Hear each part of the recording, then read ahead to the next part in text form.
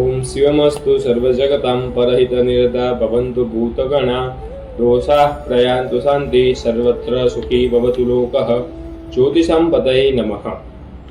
ગુરુજી, સાંભળવામાં આવ્યું છે કે ગ્રહણ છે, એ કયું ગ્રહણ છે, ક્યારે છે અને શું એ ગ્રહણ આપણા ભારત દેશમાં દેખાવાનું છે?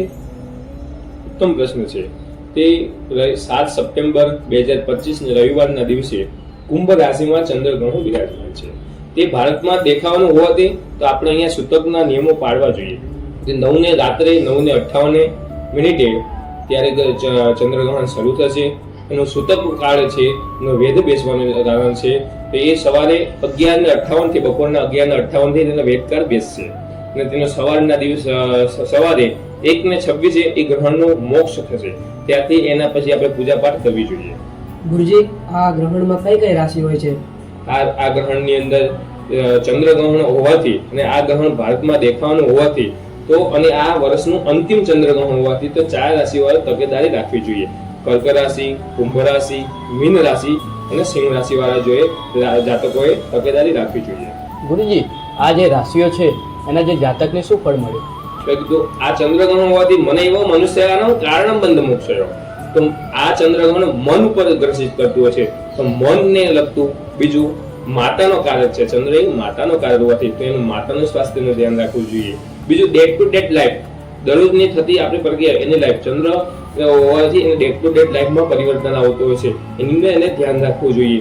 બીજું તો એનું ડિસિઝન પાવર, કે એને ડિસિઝન લેવાની અંદર એને ધ્યાન રાખવું જોઈએ. બીજું કીધું આ જાતકોએ ગુસ્સો ના કરવો. આ દિવસોમાં 6, 7 ને 8 તારીખે વધારે ધ્યાન રાખવું જોઈએ. જાતકો ગુસ્સો ના કરવો જોઈએ.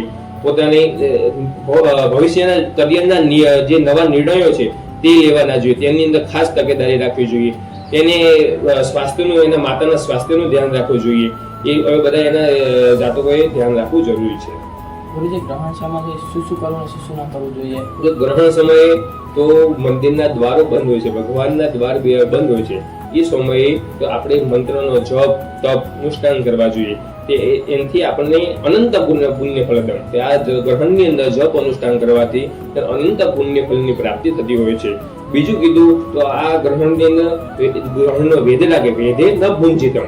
તેને વેદ લાગે ત્યારથી જમવું જોઈએ નહીં. તો આ ચંદ્રગ્રહણ હોવાથી એના 3 પ્રહર પહેલા એનો વેદ લાગી જતો હોય છે. એટલે સવારે 11:58 એનો વેદ લાગે ત્યારથી પછી જમવું જોઈએ નહીં. પછી કીધું છે બાળકો, વૃદ્ધો, ગર્ભવતી સ્ત્રી, બીમાર માણસો એની અંદર એનો સમય 1 કલાક પહેલા એને વેદ લાગતો હોય છે. એક પ્રહર પહેલા એનો વેદ લાગતો હોય તો ત્યારથી એમને જમવું જોઈએ નહીં. અને એમને ખાસ એમને થોડી છૂટછાટ આપવામાં આવેલી છે શાસ્ત્ર ધર્મસિંધુ આદિ ગ્રંથોની અંદર.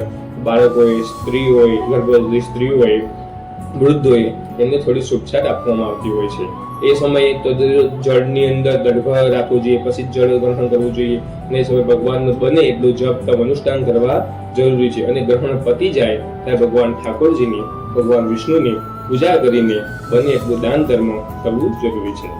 ગુરુજી, આ જે તમે જપ કરવાનું કીધું, હવે એમાં કયા જપ કરવા જોઈએ, કયા મંત્રનો? આ કીધું તો એ બહુ ઉત્તમ પ્રશ્ન છે. તો જપ, તપ, અનુષ્ઠાન છે તો આપણા ઈષ્ટદેવને લગતા આપણા જે ઈષ્ટદેવ છે એનો મૂળ મંત્રથી વધારે જપ કરવા જોઈએ. ઓમ નમો ભગવતે વાસુદેવાય, ઓમ નમઃ શિવાય, શ્રી ગણેશાય નમઃ, ઓમ ગણ ગણપતયે નમઃ, ઓમ ઐં ગ્લીં ગ્લીં ચામુંડા વિચ્ચે. મૂળ મંત્રથી જપ કરવા જોઈએ. એનાથી પણ વધારે તમને મંત્રનું જ્ઞાન હોય તો એના ભગવાનના જે મંત્ર છે, જે ચંડીપાઠ છે, પુરાણો છે, વેદોમાં રહેલા મંત્રો છે એનું તપ, એના અનુષ્ઠાન કરવાથી તો એના ફળની પ્રાપ્તિ થશે. જો આપણને ના આવડતા હોય તો ભગવાનના મૂળ મંત્રથી ના જપ, તપ, અનુષ્ઠાન કરો. આપણા ઈષ્ટદેવના, આપણા કુળદેવીના ઈષ્ટ મંત્રના જપ કરવાથી અનંત પુણ્ય ફળની પ્રાપ્તિ થતી હોય છે.